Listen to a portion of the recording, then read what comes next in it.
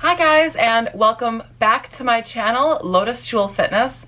Today I am going to be talking about a very important and meaningful topic to me. And I've been putting off this video for a while now just because there's so much information that I want to share with you. And this topic has profoundly impacted my life. The way I lost 5% body fat and those last 15 pounds that I was carrying around is I utilized the powerful benefits of intermittent fasting.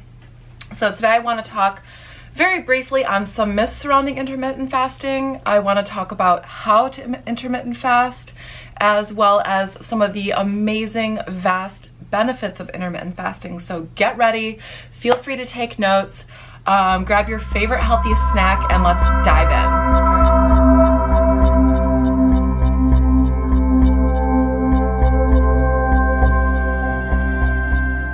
So I just want to preface this video by saying I am not a psychologist, I'm not a doctor, so to listen to what I've learned and gleaned from all the scientific studies and reading and YouTube videos and things like that is at your own risk.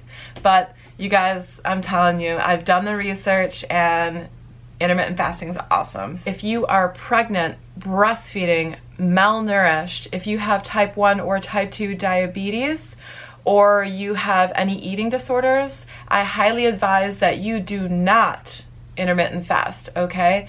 And if you do try intermittent fasting, I also suggest that you consult with your primary care physician. So I'm gonna be starting with some of the myths surrounding intermittent fasting. Okay, so the first myth I'm gonna be talking about is, but fasting is starving myself.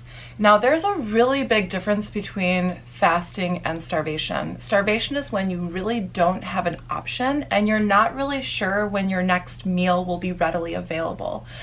Fasting is a 100% complete choice by you to not eat during a certain window of time, whether that be 16 hours or 21 days. That is your choice. Food is there and readily available to you at any given time. Okay, the second myth I want to talk about is, but breakfast is the most important meal of the day. So this is a myth that was actually propagated in part by the Kellogg's cereal industry.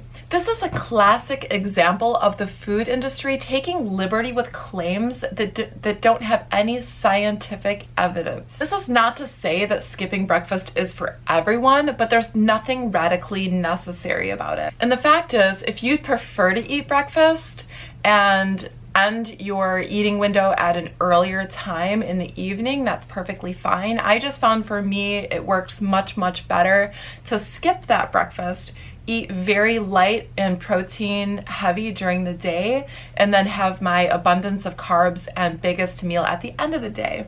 And I find that this really, really helps because you know, your willpower is much lower in the evening than it is during the day. It's a lot easier to make healthier choices throughout the course of the day, and then almost in a sense reward yourself at nighttime. So that's my personal way of eating, but basically the most important thing is reducing your eating window and allowing your body time to rest during that fast. So myth number 3 is that fasting will put your body in starvation mode and actually start to slow down your metabolism. When in reality, fasting actually creates a slight increase in cortisol to a certain degree, and it puts your body in a very slight fight or flight response mode. So in some cases, it can actually increase your metabolism. So when you're in a caloric deficit, your body actually adjusts in a process called adaptive thermogenesis. This is how the body deals with getting less calories in, and so it adapts accordingly to your body size and what it's getting, and it kind of slows it down just a little bit. And this is very natural because at any given time in your weight loss stage, your body is going to adjust accordingly, okay? So it's gonna tend to hold on to those fats. Basically, at any point in your fitness journey, you will need to adjust your caloric intake to match the body that you have. So if someone weighs less than another person, they're generally gonna be eating less because their body doesn't require as much energy to sustain all all of its processes. So fasting can be really, really helpful in the fat loss process because your body's allowed to digest those sugars and then start tapping into those fat stores if you decide to do more extended fasting periods. Myth number 4, eating more revs up your metabolism. This couldn't be farther from the truth. I don't know where this myth came from, eating 5, 6, 7 small meals a day, but what that does is when you're eating food, especially carbs, because we were told to eat kind of carb heavy breakfasts and things like that, especially when we eat carbs, this is actually putting sugars into our body, which is converted into glucose, which is actually a great energy source for the body. But in that process, your body releases a hormone called insulin to take care of all those sugars in the blood. And so what happens is once that process is taken care of and it's done and all the sugars have disappeared, you're gonna dip. Okay, so then you start craving that same carb that you would have just had. So essentially, throughout the course of the day, you're in a process up and down, peaks and valleys, and you're constantly trying to rev up that energy, especially I've noticed around 3 p.m. with a lot of people, kind of after lunch, when you had your carb-heavy lunch, either toast or a sandwich or a burger, or even things like black beans and lentils can spike your blood sugars early in the day and cause that crash.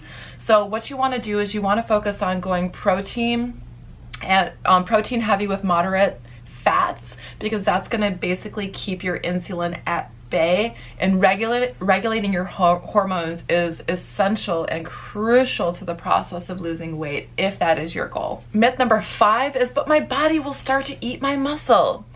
This is also completely false. Think about the days in which we were hunters and foragers.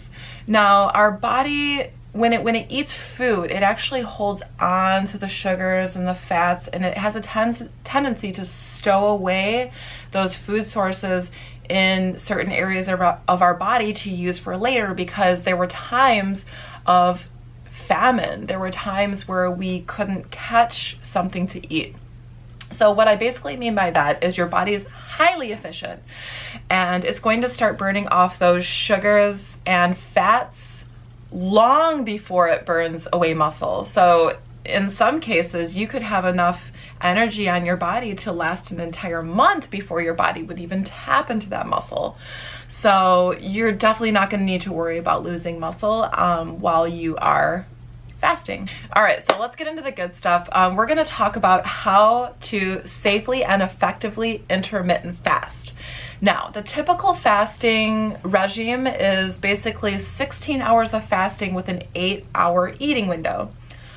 All you need to focus on is reducing your eating window. The importance of fasting is that it gives your body time to rest and recover, even at a very cellular level. It's never really a wise idea to go to sleep on a full stomach.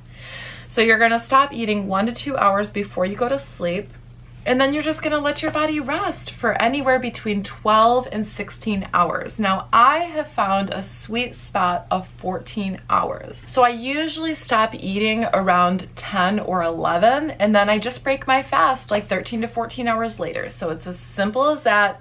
I usually start eating around 11:30 in the morning or noon. So you are allowed to have green tea or black coffee, soda water, anything that doesn't have calories in it. You can have that before breaking your fast. Now, if you really can't stand your coffee without half and half, feel free to add a tiny splash of half in there. It's not gonna kill you. It's, you know, something that's less than 20 calories is generally gonna be okay, especially if it's low in sugars. Okay, so less than 1 gram or 0 grams of sugar is ideal, because you don't want to start those processes of your body releasing insulin. So take note that your awareness is going to become vastly sharpened with intermittent fasting, and you are going to come to understand hunger in a completely different way than you've ever understood hunger before. And I'm serious. So, you know, think about it this way. if our bodies are trained to eat at a certain time, for instance, if we are trained to eat breakfast as soon as we get out of the bed, 8 o'clock every morning, the next morning, even if you're not eating at that time, your body is going to remember that. So your body actually has memory of when it last ate. And so your body is actually conditioned to remember the times that it was fed in the past.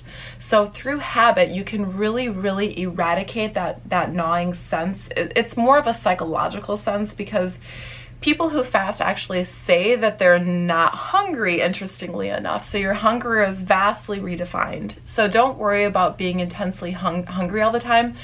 It will be a process to get used to this, but after about a week or two, your body is really going to start getting into the tempo, and it will know when to expect food through the habitual conditioning. So I would suggest trying to fast for at least 5 consecutive days a week. If you really want to have breakfast on the weekend with your family, or even on another day, feel free to do that, because one of the things that I like to focus on is sustainability, and I really believe that the all or nothing mentality can be kind of harmful to the psyche and to the process in the long run. So if you're really feeling hungry and you're not feeling well and you're feeling foggy and you know that you need energy, break your fast when you need to, okay? So just be mindful throughout the rest of the day that you've already kind of eaten a good chunk of calories, and to keep it light and simple throughout the day. Okay, so just make sure to accommodate if you end up breaking your fast early. One more thing, another thing that you can add in if you're interested is fasted cardio or fasted high intensity training. You're gonna burn your fat even faster. So let me know if you're interested in that. The one thing you want to be aware of is that right after that, you want to follow it up with a good, decent amount of protein. And you probably would generally want to do that early in the day, and kind of, you know, so that way you can break your fast right after around noon. All right, guys, let's get into some of the great benefits of intermittent fasting. Okay, so I have my awesome dry erase board right here behind me. And one of the first things I want to talk about is increased BDNF. BDNF is basically brain-derived neurotrophic factor. So BDNF is actually a gene/protein that Harvard psychiatrist John Ratey has described as a miracle grow for the brain. So the BDNF gene actually makes your brain more resistant to dysfunction and degeneration, and actually helps to produce new cells. All right, the second benefit I have up here is detoxification or autophagy. And so that's basically another fancy term for saying increased cell turnover. So the amazing guru fasting expert Jason Fung says, and I'm going to go ahead and read an awesome quotation right here by him. He says, essentially autophagy is the body's mechanism of getting rid of all the broken down or old cell machinery, organelles, proteins, and cell membranes when there's no longer enough energy to sustain it. It is a regulated, orderly process to degrade and recycle cellular components. Guys, this is incredible. When you allow your time to rest, your bodies actually get all of that waste out, and essentially what you're left with are really, really strong, clean, detoxified cells. And Jason Fung argues that this could actually be a radical cure, or a way to remedy cancer and type 2 diabetes. So this is serious stuff, guys, and Jason Fung has treated thousands and thousands of patients. So the third benefit of intermittent fasting is increased levels of HGH. I've heard some studies say that in women it increases up to 1,200%, and in men upwards of 2,000%. Now, I'm sure these percentages are a little bit low with the intermittent fasting and a little bit higher in 3-day fasts or longer fasts, but it's still there. And the human growth hormone is basically your anti-aging hormone that your body produces. So it produces a very youthful effect. I noticed that when I started fasting, my skin cleared up, and the elasticity of my skin was tighter. So I don't know if this is just a benefit of eating more clean and also adding in far more regular exercise, but all of these in conjunction really, really helped. So the fourth benefit of intermittent fasting is increased insulin sensitivity, and also the normalization of insulin or low insulin. So kind of going back to earlier, when your body eats, especially carbs and sugars, it creates glucose in the bloodstream, and then insulin will be released. Insulin's a hormone to get rid of the sugars. So basically, if you're not eating, your insulin levels are extremely low. And so they're basically just cruising, guys. You know what I'm saying? So your body is amazing, and even the natural processes of your body to get rid of certain things or to get rid of sugars is taxing and can increase your cortisol. So, you know, think about that. So your body's working. It's not just standing by, it's not just standing idle when you're eating food. It has to break it down, and it actually has to work. So it's actually expending calories and energy in that process. So if you're not eating for a certain period of time, your body is cruising, and your insulin is allowed a time to just rest and chill and not have to keep releasing and coming back and releasing and coming back. So, and I know I could be hacking this up. Listen, I am not a scientist, but I have done thorough research. So sorry if I mess up some of the terminology and all that. But anyway, the fifth benefit is reduced inflammation. So just going hand in hand with everything else, because your body works hard to break down foods and all of that, a lot of times it can increase inflammation. And of course, some foods are inflammatory. So when you're in a fasting state, you are resting your body. So the sixth one, and this is the one that you all are definitely going to be interested in, well, a lot of you anyway watching this video, is the fat loss benefits. So there was actually a recent study that came out in which there were two study groups. One of the groups was put into an intermittent fasting program, and then the other group just had a regular diet where they would eat the standard meals throughout the day. But the awesome thing about this particular study was that both groups ate exactly the same amount of calories, did exactly the same amount of exercise. So basically it was really even all across the board. What they found was the group that was practicing intermittent fasting actually burned more fat. So they actually lost a larger percentage of fat. Now, what that tells me and what that can tell the general population is that in allowing your body time to rest and having all of these benefits, like the lowered insulin, the lower inflammation, the increased HGH, all of these factors, it's actually helping you to preserve lean muscle mass and helping you to lose that body fat, because your body starts to tap into some of those fat stores. That is freaking awesome, guys. So listen to the science. The number 7 benefit of intermittent fasting is mastery over your habits as well as honed intuition. Now, I used to be a calorie counter, and I had my fitness pal, and I would plug in my calories for everything, including lettuce, you know what I mean, which is like 5 calories or whatever. So I did that for 2 or 3 months, and then I experimented with macros, which is basically counting my protein, fats, and carbs. And I did this and I did that. What I ended up doing was I ended up eating more calories than I would have, because I would look at how many calories I had left in the day, and then I'd be like, oh, I get to eat all of that. Even when I wasn't hungry, it was the psychological aspect of just knowing I had those calories to eat and wanting to take advantage of it. In using intermittent fasting, I have learned so much about myself and the process of intuitive eating and how absolutely powerful that is. The bottom line is you don't want to be counting calories for the rest of your life. And the bottom line is calories aren't everything. In fact, there are, in my opinion, much more important factors to consider, like when to eat, such as basically reducing your eating window, and how you eat. So when you're eating a really well-balanced diet with beautiful foods that are nutrition-oriented, nutrition-dense, you're gonna feel amazing, and you're gonna be full, and you're gonna be nourished, and you know what? Guess what? You're actually gonna be allowed to have a little bit of cheating in there. You know, you could have a cookie a few times a week, and it's really not gonna affect your weight loss progress. So your intuition is going to be sharpened. Another thing is mental clarity. So when you're fasting, your body, and you're actually flirting with ketosis. So you might have heard of the whole ketogenic diet that's really, really popular right now. It's a diet that is very, very minimal in carbs. I still don't mind carbs. I do fine on carbs, and I think the ketogenic diet is awesome if you're able to do that.